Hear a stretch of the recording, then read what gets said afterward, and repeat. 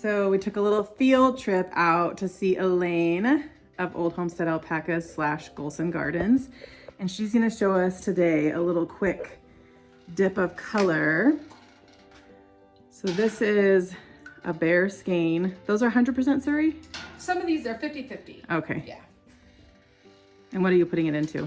This is Marigold. Let's see how bright it is. Oh yeah, it takes it right away. And then in about, if we give it about 5 minutes, you'll see how quickly. Through the magic of television. Yeah.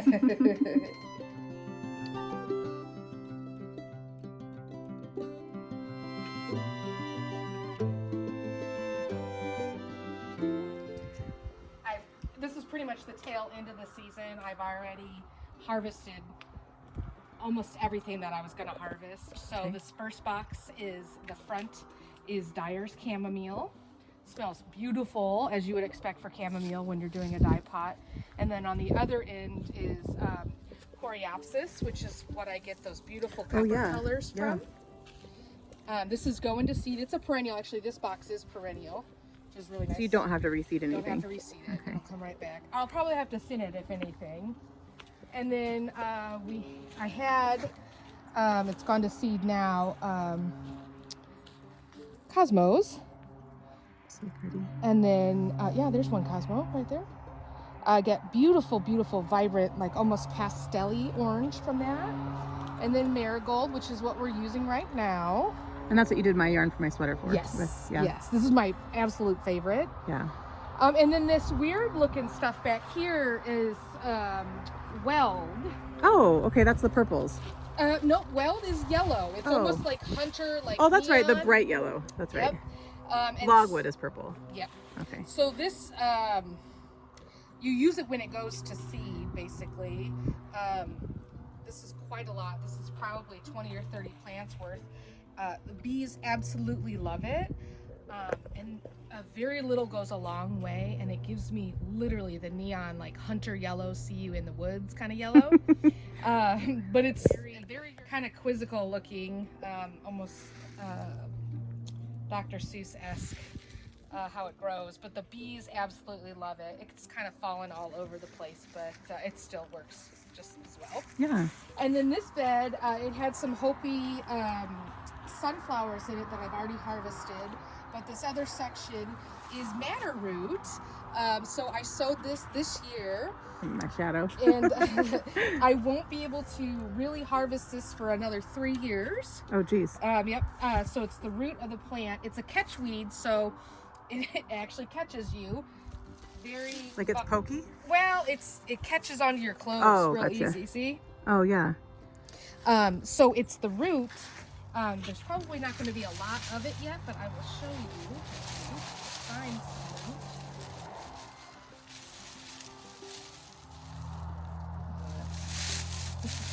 I got some grasses that are growing in here. Oh, here we go. That's a nice shot right there, where it looks orange right now, but that's why it takes about 3 years for the It's like turmeric almost. yeah, it takes about 3 years for the roots to get enough pigment that you can actually use it. Oh, okay.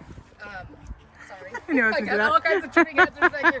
And then this is probably my so pride pretty. and joy this year. Indigo. This is Japanese indigo, and you can see the leaves are blue. Oh, oh my gosh, yeah, that's Yeah. so pretty.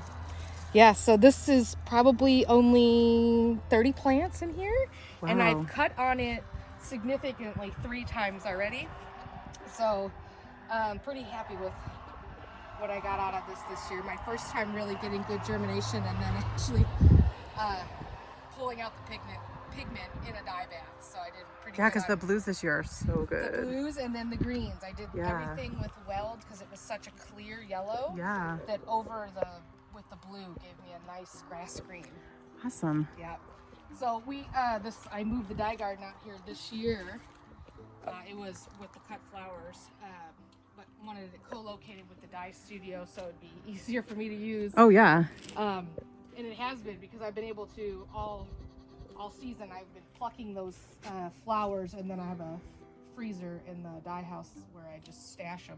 Oh, cool. Use them for later. Cool. Because they're very thin petaled flowers, so they kind of go to the ether really quick. But when you freeze them, you can still get quite a bit of pigment out of them.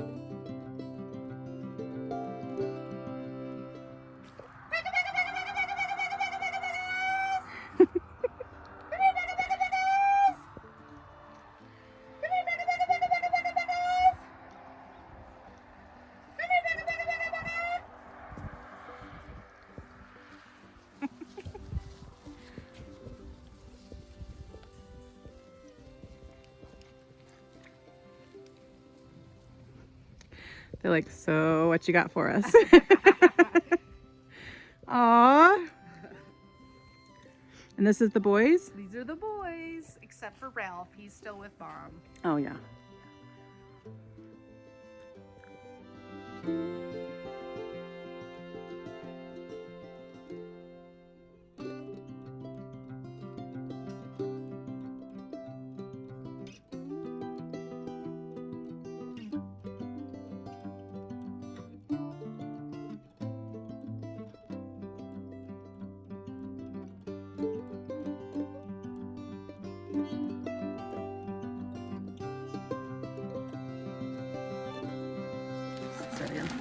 So these are Cosmos.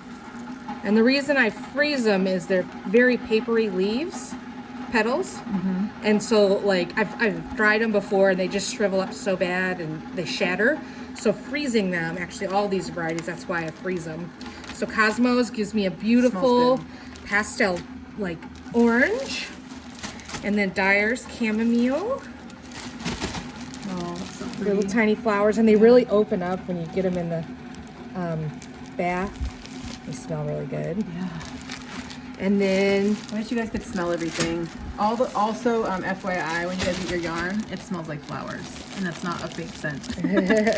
so this is Coreopsis, and when you touch them, Yeah. you can sometimes get off the color there Oh, too. yeah. But yeah, this is probably 18 ounces. Something I would pick in the morning during the height of the season, and then I would do an afternoon pick if I can get around the bees.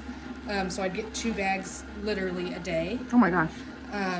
Yeah, and I've been just squirreling them away all summer because they're usually out of bloom by the time everything arrives. So this is the best way to preserve the harvest. Nice.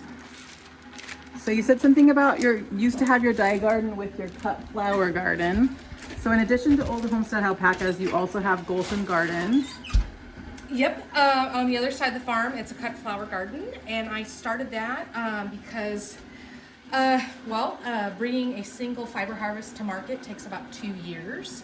So the first year is spent with the alpacas growing the fiber, and then the lion's share of the second year is the professional milling, machine knitting, and then hand dyeing. So leveraging 2 years is a bit of a stretch as a small farm, and so since I was already growing dye plants, I just went ahead and expanded to cut flowers so that I would have a little bit of cash flow during the summer. Yes, and so you're at the Walla Farmers Market, and people can join your CSA, which I did, and it's wonderful. You get flowers delivered to your doorstep every single Friday. Yeah. So another good thing, or that I like about marigold, aside from being a really nice dye plant, it's a beneficial plant in the garden. It'll trap some of the bugs that I want to eat. Like we plant them around our tomatoes. Yes, exactly. And then the very last benefit is after this bath is done, like after I finish this yarn, there's usually still some color in the bath and some scent. And so I will hook it up to the things that you fertilize your lawn with. Oh yeah. And I spray it on the alpacas, and it acts as a natural fly repellent.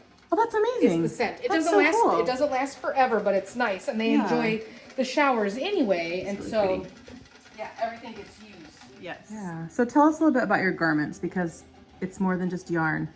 Yep. So You're ready to use yarn anyway. Yep. So I do a large percentage of the fiber each year to a lace weight yarn that gets sent to a machine knitting operation, and then they make ready-made garments like these cable mittens. And your operation is in Washington State. Yep. So It's these it's like a person. Yep, it's a small business in Washington State.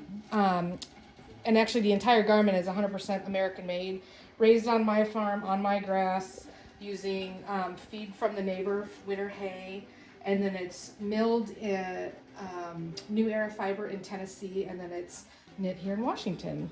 So pretty. And then once I get it back, I do whole garment dyeing. So pretty. So I got mittens and gloves. And those will be available in late November, you think? Yep. Right in time for the holidays. Just in time for the holidays. I got a few more I like batches. that cowl. Yeah, That's this really is cool. probably one of my favorites. This is a custom I like pattern that. It's for nice and tall. our farm. Yeah, I like how tall that is.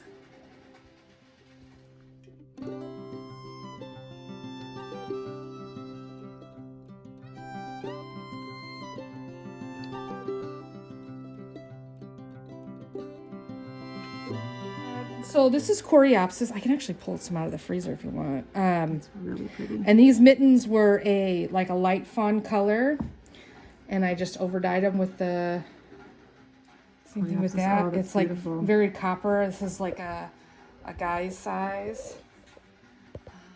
I think. Let me. Oh, some of these greens and blues this year. I'm not. Oh, kidding, I they're know, so right? good.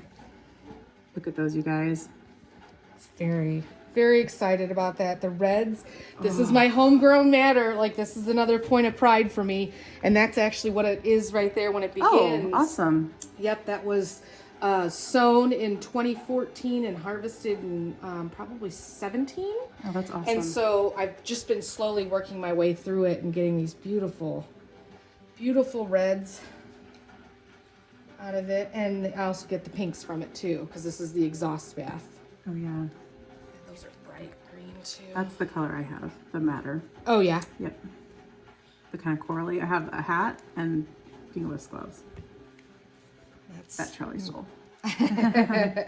Charlie's got good taste. So people need to get on your newsletter so Yep. they know as soon as this comes free, because you guys, this is so good. These make the best gifts. So these are the hats. So this one is really cool. I had one like brown. So it's almost like that like 80s denim is what I think Yes. of. And this was the original slouchy style that I did. I've gone I love a the little bit slouchy. shorter now. Yeah. But this was a light fawn So she has color. like a shorter rib, which is called a scully, and so it's going to be a little slouchy, but not as slouchy. And then a good slouchy version, and then she has, is that just your beanie? Yep, this is and the then regular. that would have a pretty deep folded brim. Yeah. But look at the lace on these mitt. This is so good. This is the first year she's done this pattern with them. It has like a seed stitch and cables. So beautiful. Oh man. Yes. Indy, Bella, and Mario. Oh, and That's Herschel the too. undyed, the dark guys. Oh, so Yep. Mario, which Yep. we just saw out there in the Yep. field. So I did some scullies. I did a few of the mesh mittens, and then some of the gloves. So good. Is the fawn? Oh no, that's dyed. What's that dyed with down there? This one, Yeah. this is undyed. Oh, so this is okay. one of the So that is brown. comparisons, so you can see what they Oh, so that's were. before with the colors that got over dyed. Yeah, and this is So subtle. weld. I love that. So that's the hi girls. So curious. Hi. They're like, what you got in your hand? What you got in your hand? Here Hi. comes Ralph and Ruthie bringing up the wreath.